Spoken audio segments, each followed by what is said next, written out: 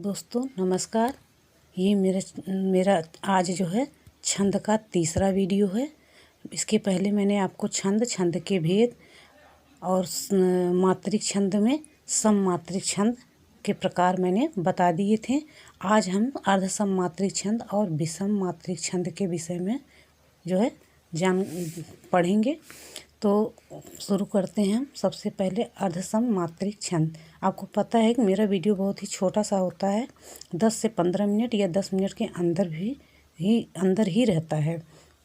तो आज हम इसीलिए जो है छोटा वीडियो बनाया जाता है, जिससे लोगों को पढ़ने में बोरियत ना हो। क्योंकि ज़्यादा वीडियो देखते देखते लोग तो आधा ही देखते हैं और फिर छोड़ देते हैं।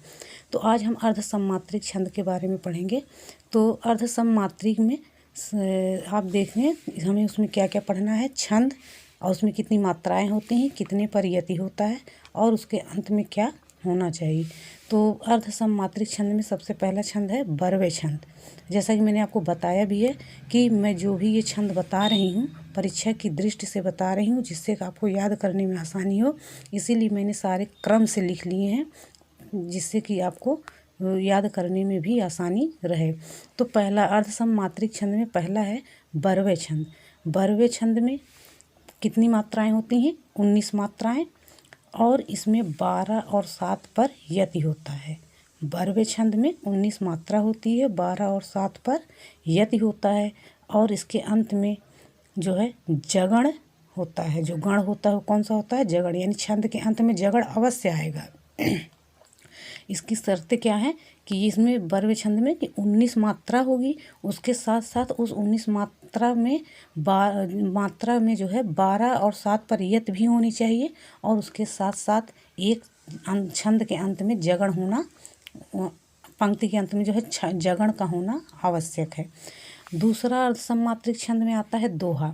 दोहा जो है ये 24 मात्रा का होता है। यानी दोहा छंद में मात्राएं कितनी होती हैं? 24 मात्राएं होती हैं, और इसमें 13 और 11 पर यति होता है। इसके आगे आपको कोई प्रावधान नहीं है कि हाँ ये कोई गण होना चाहिए या लघु होना चाहिए। तो दोहा में कितने हुए? 24 मात्राएं, 13 और 11 पर यत। उसके बाद अर्ध सममात्रिक छंद में तीसरा आता है सोरठा। सोरठा को दोहा का उल्टा माना जाता है, और इसमें 24 मात्राएं होती हैं। दोहा की तरह इसमें भी 24 मात्राएं होती हैं, किंतु इसमें क्रम यति का जो क्रम है वो उलट जाता है, यानी उल्टा हो जाता है। यानी जैसे दोहा में 13-11 था, तो इसमें 11 और 13 हो जाता है। यानी जो सोरठा में यति था 13 और 11 पर होता था, और दोहा में वो सोरठा में 11 और 13 पर होता है। और आपने ये भी देखा था कि सोरठा और रोला भी सेम है। 24 मात्राएं रोला में भी था, 11 और 13 पर यत था, किंतु उसमें अंत में रोला में क्या है कि 2 गुरु होने आवश्यक है। अगला है उल्लाला छंद। उल्लाला छंद यह भी जो है अर्ध सममात्रिक छंद के अंतर्गत आता है। इसमें 28 मात्राएं होती हैं, और 15 और 13 पर यति होती है। यानी 15 और 13 पर यति होता है। इस तरह से अर्ध सममात्रिक छंद कौन कौन से आते हैं?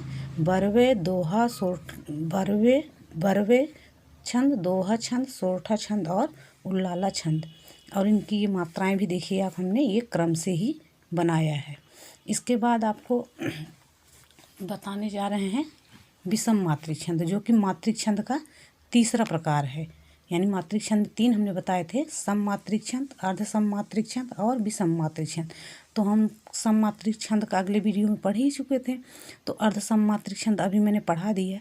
अब हम विषम मात्रिक छंद के बारे में बताने जा रहे हैं। तो विषम मात्रिक छंद में 2 ही आते हैं, कुंडलियाँ और छप्पय। कुंडलियाँ और छप्पय।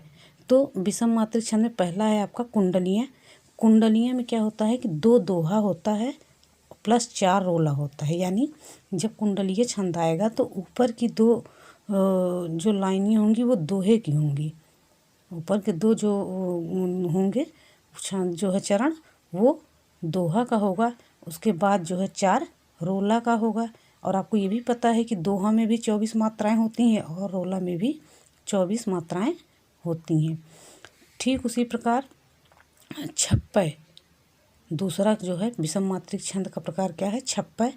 छप्पे में 4 रोला प्लस 2 उल्लाला 4 रोला प्लस 2 उल्लाला होते हैं। 4 रोला यानी रोला में आपको पता है 24 और उल्लाला में आपको पता है, मैंने ऊपर बताया है कि इसमें 28 मात्राएं होती हैं। तो ये 2 उल्लाला यानी 28 मात्राओं का अंत में छंद में रहता है।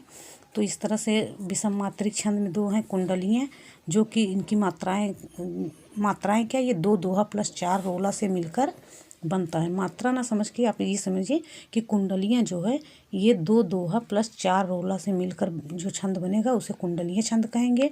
ठीक उस प्रकार छप्पे में 4 रोला प्लस 2 उल्लाला मिलकर जो बनेगा उसे जो है छप्पे छंद कहेंगे।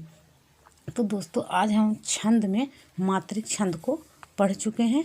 अब अगली वीडियो अगले दिन मैं छोटा ही वीडियो बनाती हूँ, जिससे कि आपको देखने में बोरिंग ना लगे और आसानी से आप 5-6 मिनट में 10 मिनट में ही देख लें, जिससे आपको देखने से बोरियत ना महसूस हो। इस चीज़ को ध्यान में रखकर मैंने बनाया है, क्योंकि कोई भी चीज़ ज़्यादा देर तक देखते रहिए तो बोरिंग होने लगती है। इसलिए मैंने ये कह दिया। अब अगली वीडियो में देखते हैं हम क्या पढ़ाते हैं। अभी तो वर्णिक छंद ही रह गया है, देखते नहीं तो फिर जो ज़्यादा पूछे जाते हैं सिर्फ वही चीज़ों की वीडियो में बनाऊंगी उन्हीं टॉपिक पर, जिससे कि आपको परीक्षा में उसका लाभ मिल सके।